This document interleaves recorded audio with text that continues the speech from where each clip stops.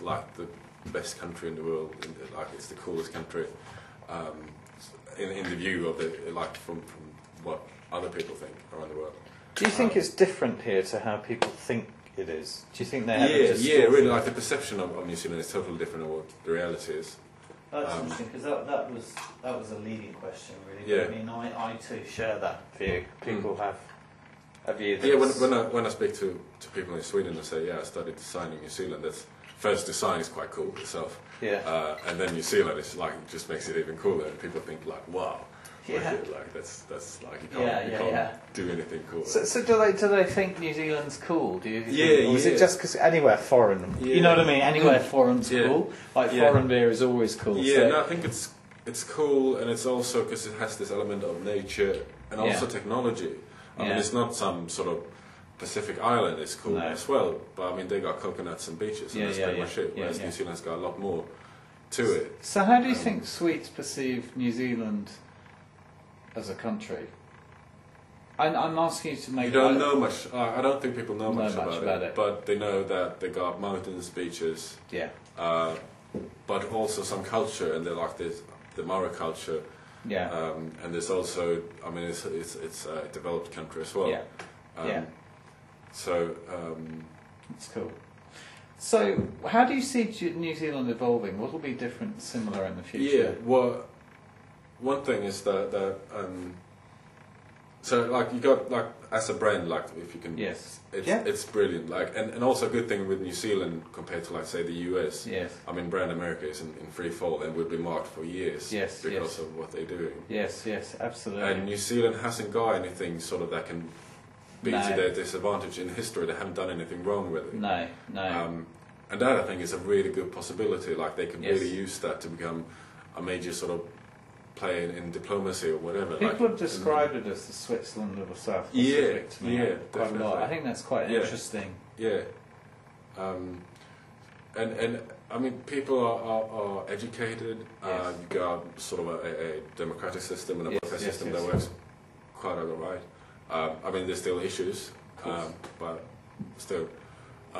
So you think it's got a lot of possibilities. Yeah. Where do you think that leads it in 20 years? Where do you think it's going to go? Really depends, because I don't think New Zealand is realising the possibilities, and I don't think, like take the design sort of, nobody cares about design really. There's no design discussion going around in houses, and that's really different from Sweden, because everyone discusses design, and it has a lot more sort of, you discuss how you can design better parks and better.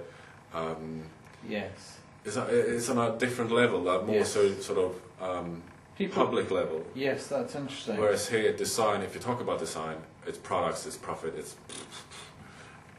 Yeah, that's interesting. It has to be in the minds of the people. It's not part of the culture in the way it is in Sweden. Yeah, and I think it's similar sort of in a similar situation in Denmark as well. Yes, and sort of the Scandinavian. Very much in the Nordic Scandinavian. Yeah, I think that's got a lot to do with the strong sort of tradition of a welfare system and all that. Yeah. And high taxes and so on. And it may also be partly a function of the fact that, I'm just a very left field thought, but a lot of the Nordic countries, you are inside a lot by nature of the weather and the nature of the day length. Yeah. So your man-made environment becomes more important to you. Yeah. It's just an observation. So tell me about Generation C. What's your view of it? Is it real or not in your view? Or I think there's something to it. I think it's wrong to say draw everyone under one line. I think now more than ever you have much more subcultures, and I think people can be part of different subcultures at the same time, but at the same time be part of the main sort of national identity.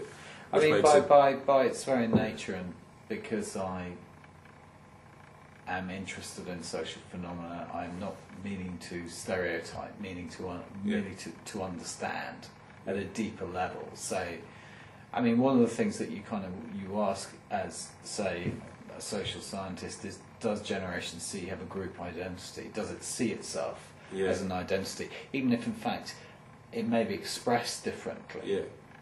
It's I like don't in think the they have same an way identity. there's a collective but I think, identity. Yeah, I don't think there's a collective identity, but I think with the content part of it, Yes. you might, it's sort of a common denominator, like Yes. they have this in common, although they don't really sort of interact as a group as such. That's interesting. Who are they in your own mind? What are they? What age are they? Is it an age thing, an attitudinal thing? 50-50. Yeah. And what do you see in terms of age and attitude? What sort of attitudes do they have, and what sort of age do they have? Are they? All right, attitudes. Or behaviours? Yeah, I wrote down some notes before I even sort of looked up on the internet. What it meant. That's great. That's good. I'm glad you did that because it colours your thinking. Yeah, I think one point was that they like to market themselves through consumption, and the consumers they appreciate a more narrative design rather than sort of the performance sort of focused design. That's interesting. Can you give me an example of a product that you think they would appreciate as opposed to a product they would not like, to illustrate that?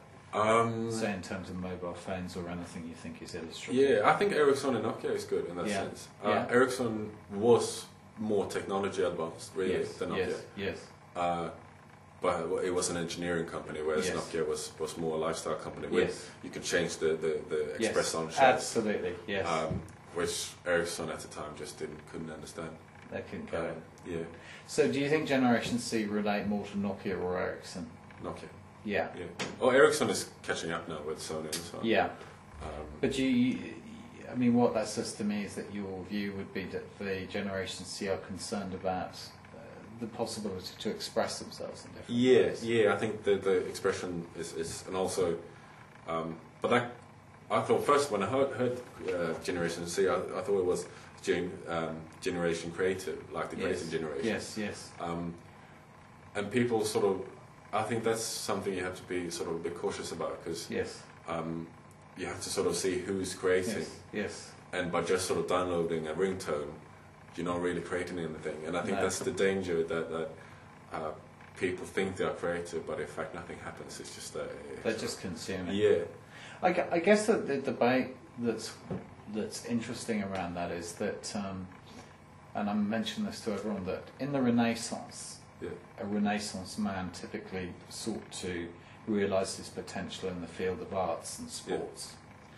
And that was socially normative. Now, not everybody could realise their potential. There were different levels of ability, etc., etc. So I'll just turn that off. But essentially, what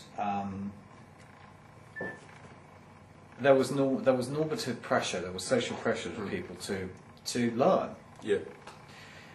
I guess the question I have about Generation C is that I don't necessarily believe they're necessarily more creative or less creative than anyone else. I mean, that's just a function of genetics. I guess the question is whether or not there's normative pressure on Generation C to be seen to be creative, even if in fact they're talentless. I mean, you can't make these generalisations. All I'm saying is, in your view, your observations of the people, the group here, some of which are older and some of which are younger than you, do you think that creative pressure exists? Yes, definitely. Do you have brothers and sisters or people you know who are younger for whom you think it's even more the case or less the case? I don't know. And also might not only be creative, because one thing with Generation C is that their parents really did a career hard out and were really successful. So I think Generation C is taking for granted that they will do a career as well. Yes. And they're very optimistic, but also very naive, I think. Do you think you're Generation C? Do you feel you're Generation C? Yeah, in the sense that I have a pressure. Like my mum works for the UN, and my dad is successful as a consultant. Yes. And my sister's got all my parents and my sister's got a PhD in psychology. Yeah. So I feel a pressure to both sort of academically to sort of get an education, but also sort of career-wise.